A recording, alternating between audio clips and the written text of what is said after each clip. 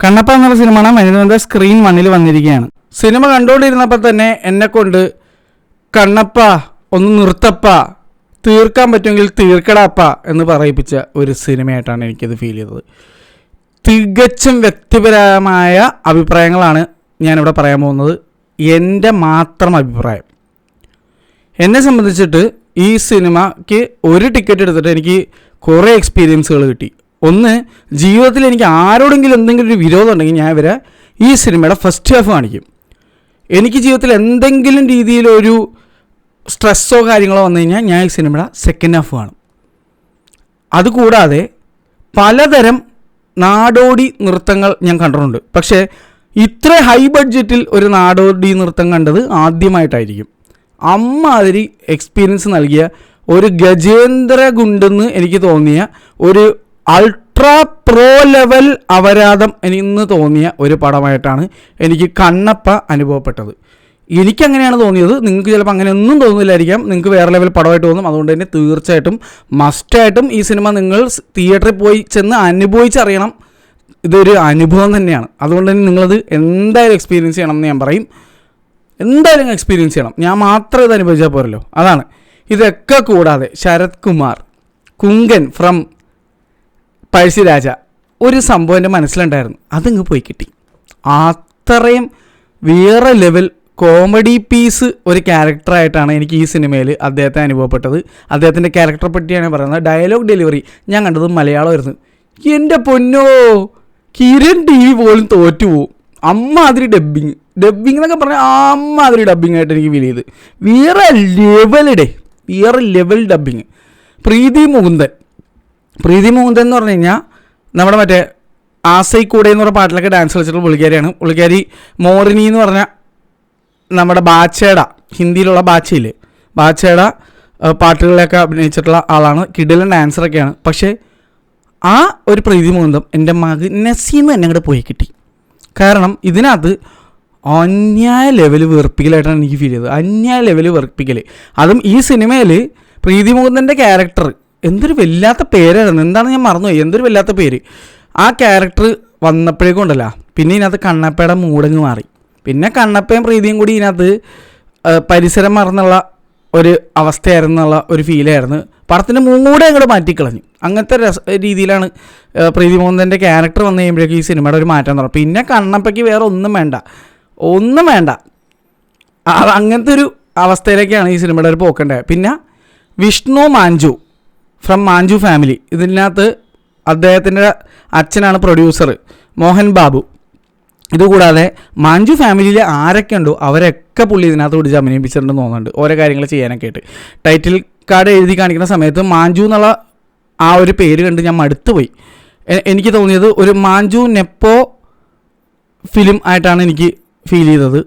അങ്ങനെയാണ് എനിക്ക് ഫീൽ ആയത്. കുടുംബത്തിലെ എല്ലാവരും ഇതിനകത്ത് വെച്ചിട്ടുണ്ട്. ഇതൊക്കെ കൂടാതെ നമ്മൾ വിചാരിക്കും ഇതൊക്കെ ഉള്ളൂ.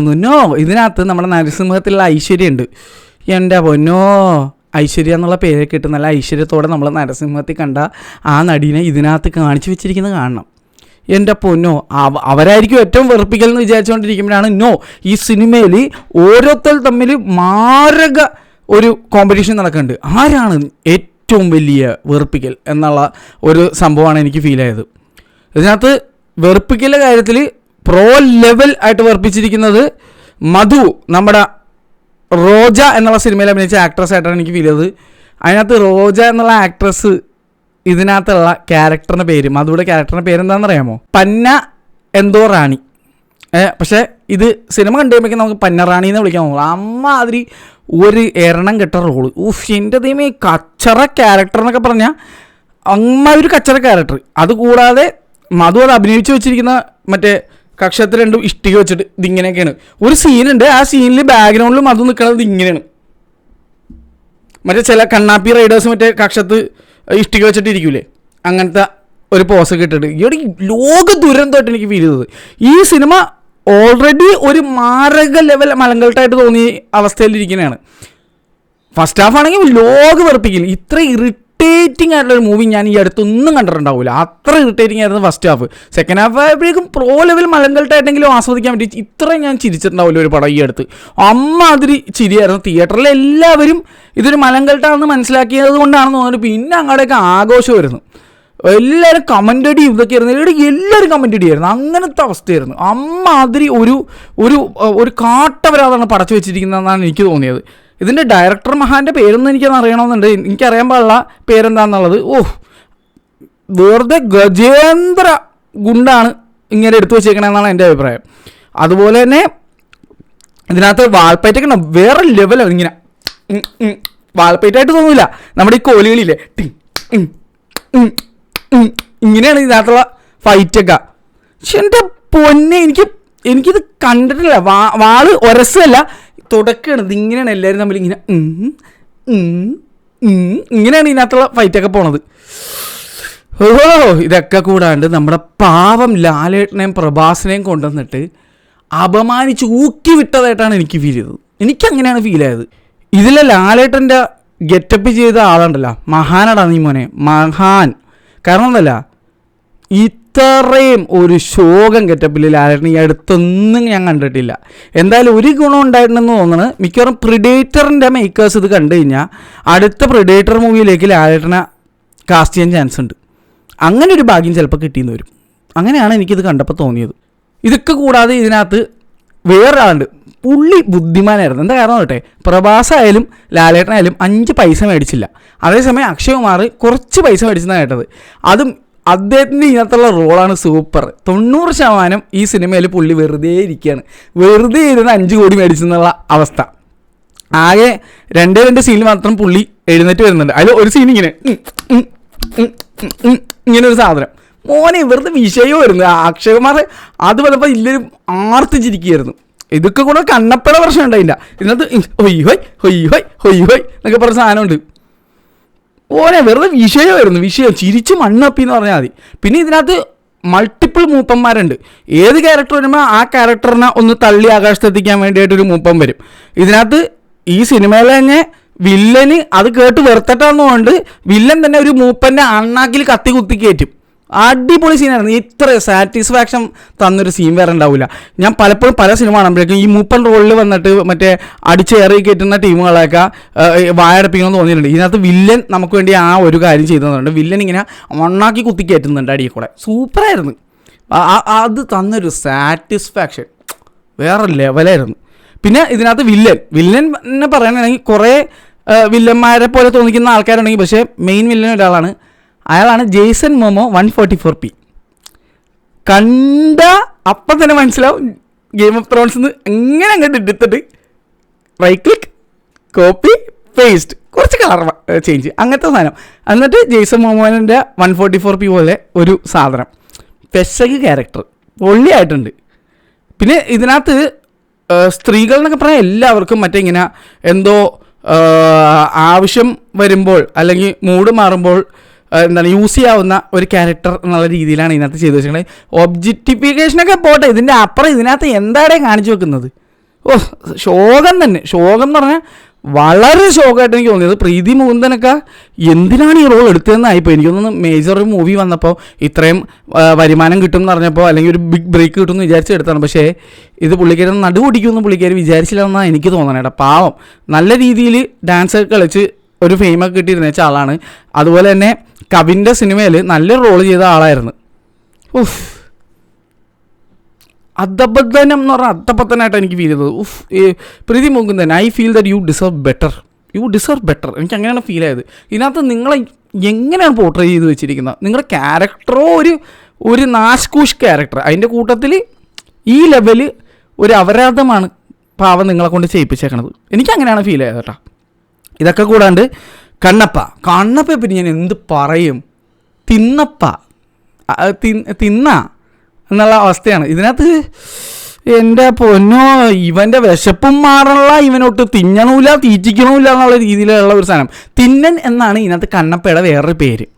ഇതൊക്കെ കൂടാതെ വേറെ കുറേ കാര്യങ്ങളുണ്ട്. ഒന്നും ഞാൻ പറയാനുള്ള, നിങ്ങൾ ഇത് തിയേറ്ററിൽ പോയി ചെന്ന് അനുഭവിച്ചറിയേണ്ട ഒരു കണ്ണപ്പ തിന്നപ്പാണ്. അതുകൊണ്ട് തന്നെ നിങ്ങൾ തിന്നാതെ വേണം ഈ സിനിമയ്ക്ക് പോകാൻ, എന്നാലേ നിങ്ങൾക്ക് വയറ് നിറച്ച് കിട്ടുള്ളൂ എന്നാണ് എൻ്റെ ഒരു അഭിപ്രായം.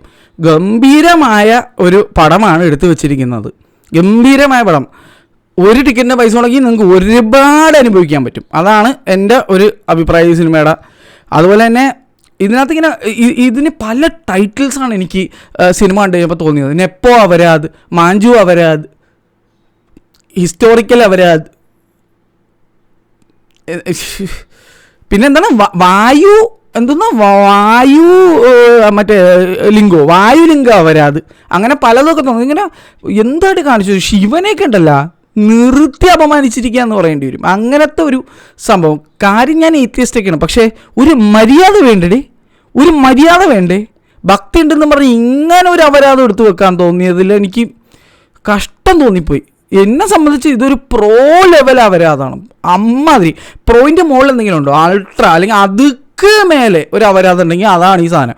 ഈ അടുത്ത് 10 കൊല്ലത്തിന് ഞാൻ ഇമാതിരി ഒരു അപരാധം വേറെ കണ്ടിട്ടുണ്ടാവില്ല. അപ്പോൾ ഒരു ഹൈ ബഡ്ജറ്റ് ഗജേന്ദ്ര ഗുണ്ട അപരാധം. ആദിപുരുഷ ഉണ്ടായിരുന്നു, പക്ഷെ ആദിപുരുഷ എന്തെങ്കിലുമൊക്കെ കണ്ടുകൊണ്ടിരിക്കുകയായിരുന്നു. ഈ സിനിമ ഇറിറ്റേറ്റിംഗ് കോറായിട്ട് ഫീൽ ചെയ്തു. രണ്ടിനും കോമൺ കാര്യമുണ്ട്. പ്രഭാസ് എങ്ങനെ പറ്റുന്നു mister Prabhas? How can you consistently disappoint the viewers? സമ്മതിച്ചു കൊടുത്തിരിക്കുന്നു. അപാര കഴിവ്. നീ എങ്ങനെയാണ് ഈ വള്ളിയൊക്കെ അപ്പുറത്തെ രാജ്യത്തിൽ കൂടെ പോണ വള്ളിയൊക്കെ നിങ്ങൾ എങ്ങനെ പിടിക്കുന്നത്? അങ്ങനെ സമ്മതിച്ചു പറ്റുള്ളൂ. പിന്നെ ലാലേട്ടൻ ഒന്ന് തുടർന്ന് വന്നേ ഉള്ളൂ, അപ്പം തന്നെ കൂട്ടുകാരെല്ലാവരും കൂടെ അടിച്ച് നിലത്തിട്ട ഒരവസ്ഥ. എന്തിനാണ് എൻ്റെ പൊന്നു ലാലേട്ട നിങ്ങളിങ്ങനെ ഒരു പാവമായി പോയല്ലോ? എല്ലാവരുടെ വണ്ടിക്ക് നിങ്ങൾ കൊണ്ട് തലവെക്കുന്നത് എന്തിനാണ് എൻ്റെ പൊന്നു ലാലേട്ട? അങ്ങനെയൊക്കെയാണ് എനിക്ക് തോന്നിപ്പോയത്. എന്താണ് നിങ്ങളിത് കാണിച്ചു വെച്ചേക്കണത്? ആ ബറോസിനകത്ത് മറ്റേ കുന്തത്തിലിരുന്നത് പോരാഞ്ഞിട്ടാണ് അത് വാളിൻ്റെ മുകളിൽ പോയിരുന്നത്. എന്തൊക്കെയാണ് കാണിച്ചു വെച്ചിരിക്കുന്നത്? ഇരിക്കുകയല്ല, സോറി, നിൽക്കുക ചെയ്തത്. ആരാണിവെന്ന് ഇൻ്റർവെല്ലിൻ്റെ ടൈമിൽ എഴുതി കാണിച്ചതാണ്. എനിക്ക് ചോദിക്കാൻ തോന്നിയത് എന്താണിത് എന്നാണ് ചോദിക്കാൻ തോന്നിയത്. ഇൻ്റർവെൽ ആയപ്പോഴേക്കും എന്തൊരു പടോടി ഇത്! എനിക്ക് അൺസഹിക്കബിളായിരുന്നു. ഒരു രീതിയിലും എനിക്ക് ഈ സിനിമ എനിക്ക് ഫസ്റ്റ് ഹാഫ് ആസ്വദിക്കാനേ പറ്റിയില്ല. അങ്ങനത്തെ അവസ്ഥ. ഞാൻ ഇറിറ്റേറ്റഡ്. ഇനി പലപ്പോഴും ഇറങ്ങിപ്പോകാൻ തോന്നി, പക്ഷെ പറ്റൂലല്ലോ. സിനിമയുടെ അഭിപ്രായം ഇറങ്ങണമെന്നുണ്ടെങ്കിൽ, അഭിപ്രായം പറയണമെന്നുണ്ടെങ്കിൽ മൊത്തം കണ്ടു തീർത്തല്ലേ പറ്റുള്ളൂ. അമ്മാതിരി അവസ്ഥ. ഈ അവസ്ഥയിലാണ് എനിക്ക് ആ PVR ഒരിടയ്ക്ക് എന്തോ ഒരു സംഭവം കൊണ്ടുവന്നിട്ടുണ്ടായിരുന്നു. സിനിമ ഇഷ്ടപ്പെട്ടില്ലെങ്കിൽ ഫുൾ പൈസ തിരിച്ചു കിട്ടും ഇറങ്ങിപ്പോയാന്നുള്ള. അതൊക്കെ എനിക്ക് ഓർത്ത് പോയി. ഞാൻ അങ്ങനെ മനസ്സിലൊക്കെ ആലോചിച്ച് പോയി. ഞാൻ ഈ പരിപാടി ചെയ്യുന്ന ആളല്ലായിരുന്നെങ്കിൽ, അഭിപ്രായം പറയുന്ന ആളല്ലായിരുന്നു, തീർച്ചയായിട്ടും ഞാൻ ഇറങ്ങിപ്പോയാനേ. അങ്ങനത്തെ ഒരു സാധനമായിട്ടൊക്കെ എനിക്ക് ഫീൽ ചെയ്തു. അസഹനീയം. ഇത്രയും മോശമൊരു പടം ഞാൻ ഈ അടുത്തൊന്നും കണ്ടിട്ടുണ്ടാവില്ല. ആ ബറോസിനുണ്ടല്ലോ ഒരു വിരാമം, തൽക്കാല ആശ്വാസം കിട്ടിയെന്ന് പറഞ്ഞ പോലെയാണ്. അതാണ് ഞാൻ ഈ അടുത്ത് കണ്ട ഏറ്റവും ദുരന്തമായിട്ട് തോന്നിയ എനിക്കൊരു സിനിമ എന്ന് പറഞ്ഞു കഴിഞ്ഞാൽ. അതിന് മുന്നേ ഉള്ളത് ആരുടെ പടങ്ങൾ തന്നെയാണ്. അതാണ് ഏറ്റവും വലിയ സങ്കടം. മോൺസ്റ്ററിൽ ഇതായിട്ട് ബന്ധമുണ്ട്. മോൺസ്റ്ററിലുള്ള മറ്റേ ഹണി റോസിൻ്റെ മറ്റേ പാർട്ട്ണർ ഉണ്ടല്ലോ, മറ്റേ ലെസ്ബിയൻ പാർട്ട്ണർ, ആ പുള്ളിക്കാരിയുടെ അനിയനാണ് ഈ മാഞ്ചു. അത് ലക്ഷ്മി മാഞ്ചു. ഇത് എന്ത് മാഞ്ചുവാണ്? ഇവൻ്റെ ഒരു വിഷ്ണു മാഞ്ചു. സൂപ്പറായിട്ടുണ്ട്. ഞാൻ തേഞ്ഞു മാഞ്ചുവിനെ കണ്ടിട്ടെന്നുള്ള അവസ്ഥയാണ്. ഈ മനുഷ്യന് വേറെ എന്തൊക്കെയൊക്കെ കഴിവുകളൊക്കെ ഉണ്ടാവുമായിരിക്കും, അതെനിക്കറിയില്ല. പക്ഷേ എൻ്റെ അഭിപ്രായത്തിൽ ഇവന് അഭിനയിക്കാനുള്ള കഴിവ് തീർച്ചയായിട്ടും ഇല്ല എന്നുള്ളതാണ് എൻ്റെ അഭിപ്രായം. അതുപോലെ ഇദ്ദേഹത്തിൻ്റെ അച്ഛൻ എന്താണ് കുറേ സിനിമയൊക്കെ അഭിനയിച്ചിട്ടുള്ള ആളാണ്. ലോക വെറുപ്പിക്കലോട്ട് എനിക്ക് അതിനകത്ത് ക്യാരക്ടർ ഫീൽ ചെയ്തത്. ലോക വെറുപ്പിക്കൽ. എൻ്റെ പൊന്നോ, എങ്ങനെ ഈ മനുഷ്യൻ ഇങ്ങനൊരു നടനായി എന്നൊക്കെ അത്ഭുതപ്പെട്ടു പോയി. ഞാൻ ചിന്തിച്ചു പോയി. ഇത് തെലുങ്ക് സിനിമയാണ്, മലയാളത്തിൽ കണ്ടതാണ്. തെലുങ്ക് ഓഡിയൻസ് എങ്ങനെ സഹിച്ചിടേ ഇതൊക്കെ? എനിക്കറിയാൻ പാടില്ല. എന്തായാലും ഇങ്ങനെയാണോ ഇവരുടെയൊക്കെ മുന്നത്തെ പടം? ഞാൻ ഇവരുടെ പടം ഇതിന് മുന്നേ കണ്ടിട്ടില്ല. അതുകൊണ്ട് തന്നെ ഇനി കാണുമെന്ന് പോലും എനിക്ക് തോന്നുന്നില്ല. എനിക്ക് അമ്മാതിരി വെറുത്ത് പോയി. അയ്യോ, അമ്മാതിരി സാധനം. മധു, എൻ്റെ പൊന്നെ, വൈ എന്താണ് നിങ്ങൾ കാണിച്ചത്? You could have easily backed out from this movie എന്ന് എനിക്ക് തോന്നിപ്പോയി പറയാൻ. കാരണം എന്തൊരു വെറുപ്പിക്കല് ഇത്! എല്ലാവരും വെറുപ്പിക്കലിൻ്റെ കൂട്ടത്തിൽ നിങ്ങളുടെ ഭാഗം വേറെ റേഞ്ച് വെറുപ്പിക്കലായിരുന്നു. അസഹനീയം. എനിക്കിത് ഓർക്കാൻ വയ്യ. അങ്ങനത്തെ രീതിയിലൊരു എക്സ്പീരിയൻസ് ആയിട്ടാണ് ഫീൽ ചെയ്തത്. എന്തായാലും ഞാൻ പോണേന് എൻ്റെ ക്ഷീണം മാറ്റിയിട്ടുള്ളൂ. ഞാൻ ഉറങ്ങാൻ പോണേന്, ഒന്ന് ഉറങ്ങി എൻ്റെ ക്ഷീണം തീർക്കണം. എനിക്ക് അങ്ങനത്തെ ഒരു അവസ്ഥയാണ്. അല്ലെങ്കിൽ ആ F1 രണ്ടാമതൊന്ന് പോയി കാണണം. മടുത്തരേ, ജീവിതം വെറുത്തുപോയി എന്നൊക്കെ പറഞ്ഞ പോലത്തെ ഒരു എക്സ്പീരിയൻസ്. ശരി, എന്തായാലും എൻ്റെ അഭിപ്രായത്തിൽ നിങ്ങൾക്ക് മാരക എന്തെങ്കിലും സ്ട്രെസ്സൊക്കെ ഉണ്ടെങ്കിൽ ഈ സിനിമയുടെ സെക്കൻഡ് ഹാഫ് കൂടെ കണ്ടാൽ മതി. നിങ്ങൾ ആർത്തുല്ലസിച്ച് അങ്ങനത്തെ ഒരു ഓഡിയൻസ്, ഞാൻ ഇന്ന് കണ്ട പോലത്തെ ഒരു ഓഡിയൻസിൻ്റെ കൂടെ ആണല്ലേ ചിരിച്ച് മണ്ണ് അപ്പാനുള്ള വകയുണ്ട്. ഇവർ കോമഡി മൂവി ആയിട്ട് എടുത്തതെന്ന് തോന്നുന്നുണ്ട്. അല്ലെങ്കിൽ ഇവർ എടുത്തു വെച്ചത് സീരിയസ് ആണെങ്കിൽ എന്തായാലും വൻ കോമഡി ആയിരുന്നെന്നുള്ള ഒരു അഭിപ്രായം എനിക്കുണ്ട്. അപ്പോൾ ശരി, ഞാൻ പോട്ടെ, ഇതിൽ കൂടുതൽ എനിക്ക് നേരൊന്നും പറയാനില്ല. ശരി, അപ്പം കണ്ണപ്പ, എൻ്റെ പൊന്നപ്പ, ഇതിൻ്റെ രണ്ടാം ഭാഗമൊന്നും ഇല്ലയെന്ന് തോന്നണത്. ശരി, ടാറ്റ.